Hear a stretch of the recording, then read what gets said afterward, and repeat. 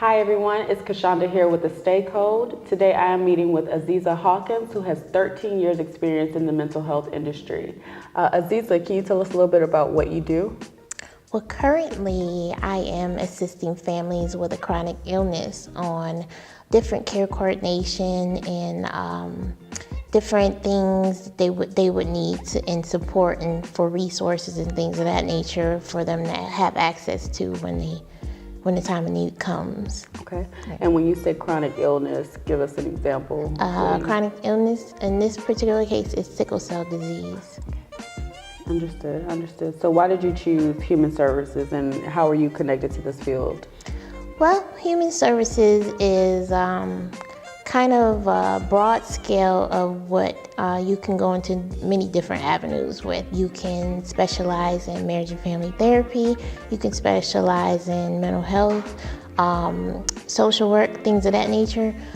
So specifically for myself, I targeted marriage and family. It used to be called marriage, couples, and family. You just slide it all together. It's marriage and family therapy. Recently, with the work I've been doing over the past 3 years working with people with chronic illnesses, it made me want to add that to my specialty as well. So, and being that I have in chronic illness, multiple sclerosis, I was like, definitely where they're providing this service for people with sickle cell disease, there should be a service similar to this for people with multiple sclerosis. Heck, how about all these different chronic illnesses, because there are things that we need to be able to reach and people we need to talk to in order to, get the help that we need. Absolutely. I find it interesting you mentioned the marriage and family counseling. I regularly hear about marriage therapy, but for family therapy, do you meet with whole families, and is that like a regular occurrence? In most cases, even when you think of marriage therapy, there's always, or I won't say always, there's more circumstances where one of the partners in that relationship is the one who's seeking help. So eventually you want to bring the other partner into the mix and have them do therapy together, because when I think of family therapy and marriage and family therapy, it's not just one person. It's not just one problem. It might be something that someone is doing that might be affecting another person in the family. Heck, you're not even thinking about whoever else is in that family. Yeah. So you have to be open to the whole family being brought into therapy at some point. Okay. And then what are some things we can do as a family to join together and get more transparent about mental health, since if they're coming in to meet for counseling or just having a conversation? Are there some methods used, like exercises or activities that they can do even at home? What are like homework items you would give them? There's always homework. Yes. The first question was more. Say that first part again.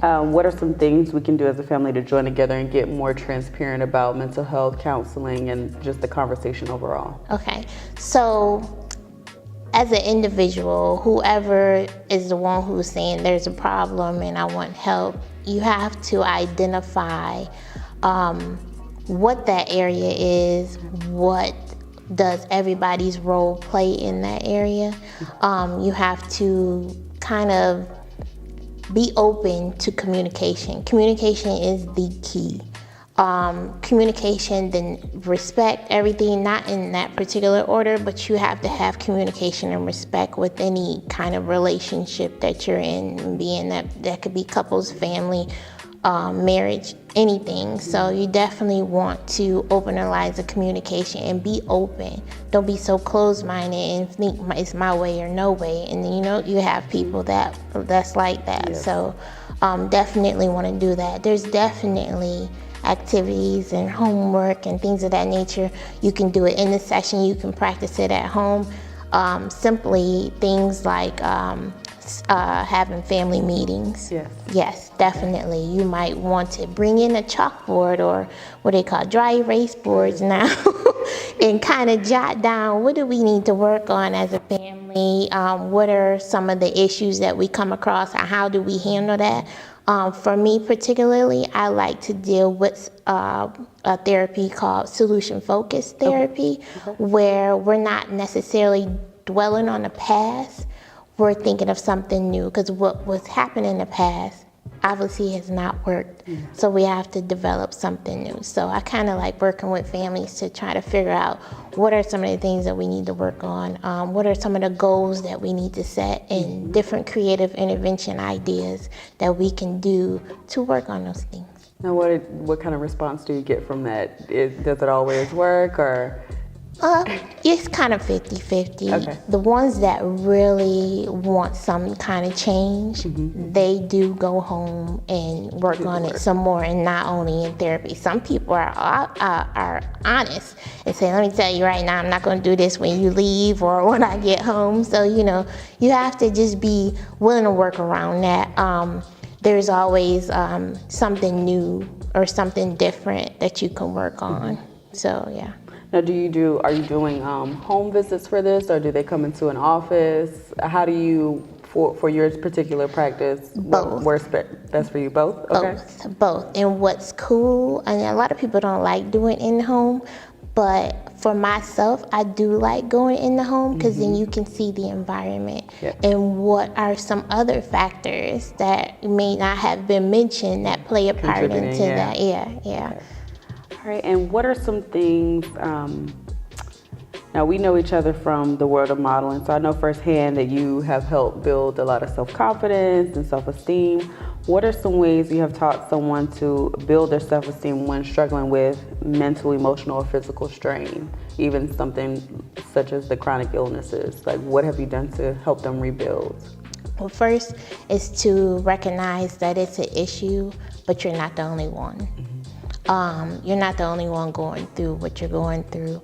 Not saying that your issue is not as great as it may seem, because everybody takes things differently. Everybody handles things differently. So you have to be able to work with that individual, meet them where they're at. That's a big term that we say in therapy, is meet the person where they're at.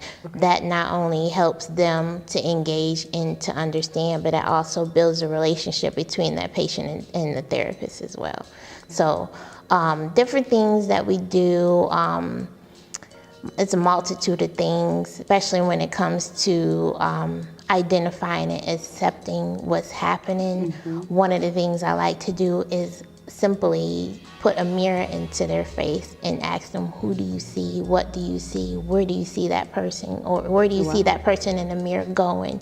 Things like that. Sometimes when you hear yourself say these things, then you start believing it and internalizing it, because you can do what you want to do at the end, no matter what illness or whatever mental illness you're struggling with, no matter what chronic illness you're struggling with, there is still future. Oh, right, I like it. In closing, I would like to know, what would your message be to the community regarding mental health and getting therapy? What are some important key points you'd like to point out for? First and foremost is everybody needs somebody to talk to. And there is always somebody to talk to. Don't be afraid to talk to that person or people in that group. It can be a group setting, it can be individually, it can be a family member. It don't necessarily have to be therapy. It could be a family member that you confide in, that you want to get with and talk to, just to let it out. You can start the conversation with, hey, I just want to vent and, tell how I'm feeling right now, not necessarily to get any feedback, but just to talk about it, to get it out your system. So I always want to say, talk to somebody, anybody. There's always somebody who's willing to listen. Absolutely. Well, thank you so much for coming out to talk with me today. Yay. And thank you all for watching this Stay Cold. We are here normalizing the conversation on mental health, and we hope that you stay tuned. Thank you.